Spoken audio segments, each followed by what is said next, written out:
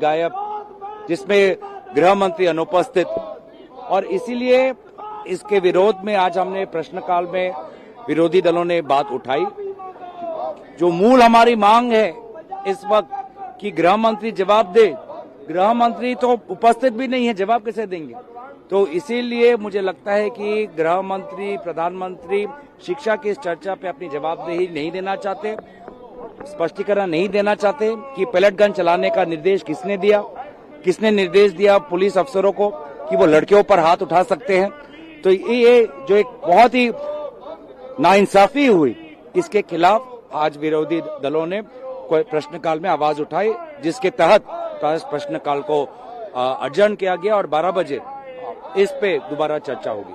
राहुल जी आज लोकसभा में अपनी बात कितने बजे कब रखेंगे पेपर लीक? वो आपको पता चलेगा। राहुल जी आज बोलेंगे और किस वक्त वो 12 बजे क्योंकि तो शुरू होगा, मुझे उम्मीद है कि उसके जल्द समय कुछ ही समय बाद वो अपनी बात रखेंगे। राहुल जी फ्लोर के बाहर यहाँ उठाए न्यू एजुकेशन मिनिस्टर को लेकर, क्या हाउस में भी उस इशू को रेज करेंगे? मैं आपसे दरखास्त करूंगा कि उनके भाषण से पहले उनके भाषण को जानने की कोशिश मत करें, भाषण को सुने और उस पर आप विश्लेषण करें। प्रियंका जी के स्पीच को स्पंज कर दिया गया है, उस हिस्से को जिसमें उन्होंने नए शिक्षा मंत्री को लेकर कुछ टिप्पणियां की। कल राहुल जी ने कहा कि प्रधानमंत्री क्या संदेश देना चाहते हैं कि अगर शिक्षा विभाग को लेकर वो इतना चिंतित है, युवाओं के प्रति जो नाइंसाफी हुई 20 जुलाई को, उस संदर्भ में अगर वो इतना चिंतित है तो प्रहलाद जोशी को शिक्षा मंत्री के हिसाब से जिम्मेवारी देना देश को, युवा समाज को बहुत गलत संदेश जा रहा है।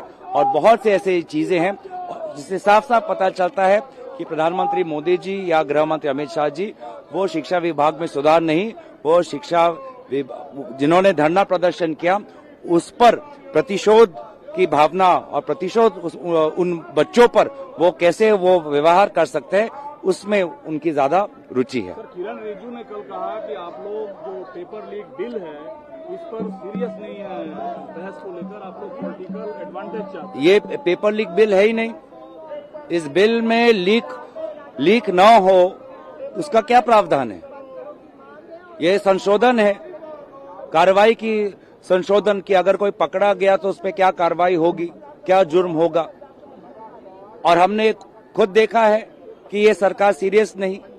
जब फास्ट ट्रैक कोर्ट में जब सीबीआई की तरफ से वकील ही नहीं जाता तो फास्ट ट्रैक का क्या फायदा, उस कानून का क्या फायदा? जो 2 साल पहले जो कानून आया उस कानून के तहत किसी को आज तक उन्होंने कन्विक्ट नहीं किया, तो साफ साफ पता चलता है ये पेपर लीक वाला बिल नहीं है। लोकशाही मराठी ऐका, पहा, जागरूक रहा।